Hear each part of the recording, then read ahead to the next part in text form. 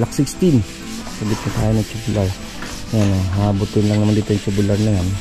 At cut na lang naman yan. Medyo pinalaki ng client yung kanilang gate. Hindi yung gate na gagawin dyan. Yung interest ng tao niya mismo sa gate na lang. Lalagyan na lang ng maliit na pinto.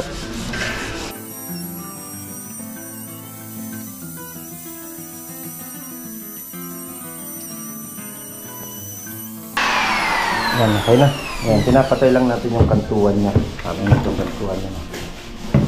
Mga mismo gumaganda siya pag bumililo at may design talagang wood plank na wood plank siya. Yan yung wood plank. Hindi pa naman nakapix yan. Naktuan lang, kinating lang.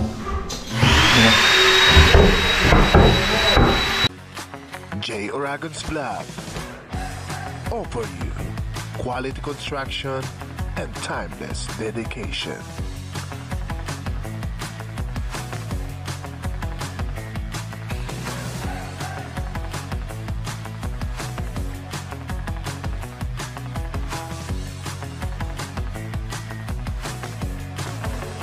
J. Oragon Vlog.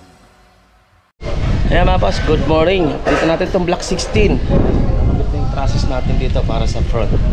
Okay, check na rin natin yung tile sa CR, second floor, and then yung mga pintura. And then yung wood plank, kinakabit na rin sa hagdan. Tara, let's go mga boss. Ayan mga boss, at check na rin natin itong block 16. Sabit na tayo ng tubular. Ayan, habutin lang naman dito yung tubular na yan. At cut na lang naman yan. Okay, medyo pinalaki ng client yung kanilang gate. Hindi yung gate na gagawin dyan. Yung interest ng tao niya mismo sa gate na lang. Lalagyan na lang ng maliit na pinto. At least open yung garahe nila. Okay, at check na rin natin dito sa second floor yung master bedroom. And then pinafinal na, hindi na nare-retouch ng iba doon. Wood plank, tiles sa CR, check na rin natin. Yung electrical, sabit na tayo sa ating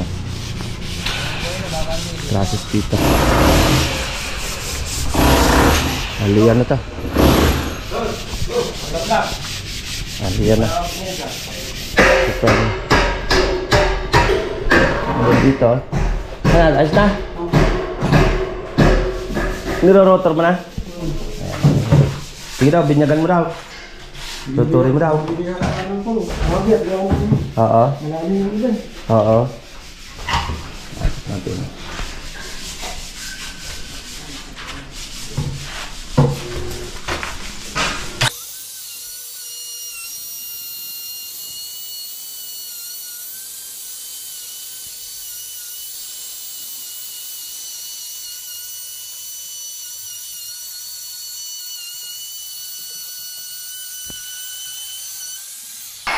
Yan, okay na. Yan, pinapatay lang natin yung kantuan niya. Sabi nyo itong kantuan niya. Mga mismo gumaganda siya pag bumililo at may design talagang wood plank na wood plank siya. Okay, yan, lagyan na rin ito. Lagyan na lang, pataas na lang naman. Pataas natin dito. I-install mo na yan, prepare na ating dito. Mga sensor para sa ating strip light, strip ng hagdan. Ayan natin sensor. Same lang din sa block 34. Yung ating sensor na lang naman yan. Pag umakyat siya, may ilaw yung strip ng hagdan niya. Ito naman, pa-primer. Pero ano na naman tayo dito, retouching na lang naman. Ito yung ginagawa. Konting simbot na lang. Ayan, tapit natin dito. Ito yung mga wood plank. Then pag na-actual na yan, yung mga lalabas din yung mga wire natin. Dito ito, babawasan pa naman to.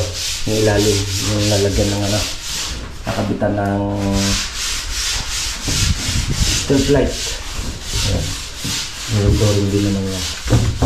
Okay, check natin dito. Second floor. Retouch na rin naman. Ito retouch na rin naman yung iba.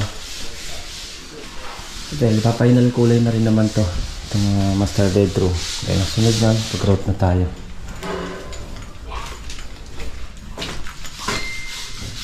Okay. Ito naman, tiles ko rin to. Tiles ito naman, nakabit na. Yung mga switch natin. Breaker dito, magbuwasan na lang ito sa breaker. Sauli na, madali na sa breaker. Needs, para ito yung toilet niya. Shower naman niya. Yan lang din. Yan lang naman yan. Kabuk lang. Okay. Yan yung wood plank. Hindi pa naman nakapix yan. Naktual lang, kinating lang.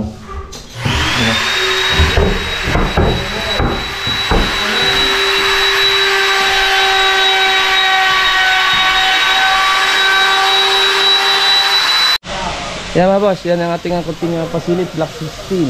Yan. Ang next update natin yung block 18. Sabay na rin natin yung block 20 na fence natin sa front. Yan ang continuous update natin. Tapos na tayo, then pa-roofing na, na-plastering na naman yan, bawat gilid. Wood plank, tiles sa CR, tsaka painting na naman. Okay, hanggang dito na mga boss at ingat-ingat tayo. Bye-bye.